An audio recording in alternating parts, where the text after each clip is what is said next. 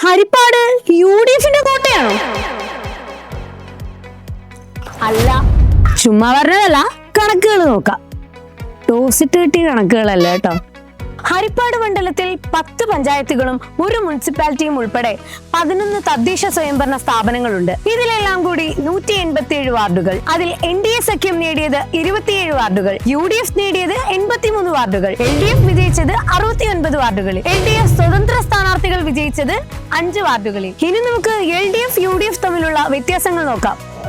ഇതാണ് വെറും 9 സീറ്റുകൾ. ഈ 187 വാർഡുകളിൽ 50 വോട്ടുകൾക്ക് താഴെ LDF പരാജയപ്പെട്ടത് എത്ര വാർഡുകളിലാണെന്ന് അറിയാമോ? 28 വാർഡുകളിലാണ്. ഇനി 25 വോട്ടുകൾക്ക് താഴെ LDF പരാജയപ്പെട്ടത് എത്ര വാർഡുകളിലാണെന്ന് അറിയാമോ?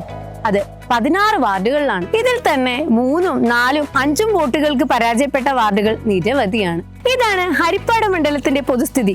UDF-നേക്കാൾ LDF-ന് കുറവുള്ളത് 3ഉം 4ഉം 5ഉം വോട്ടിന് പരാജയപ്പെട്ട വെറും 9 വാർഡുകളാണ്. അതെ, ഹരിപ്പാട് ഇടത്തോട്ട് തിരിയുകയാണ്. ഒന്ന് മനസ്സ് വെച്ചാൽ ആലപ്പുഴ ജില്ലയിലെ 8 മണ്ഡലങ്ങളിലും നടക്കുന്ന വികസനം നമുക്ക് ഹരിപ്പാട് മണ്ഡലത്തിലും എത്തിക്കാം.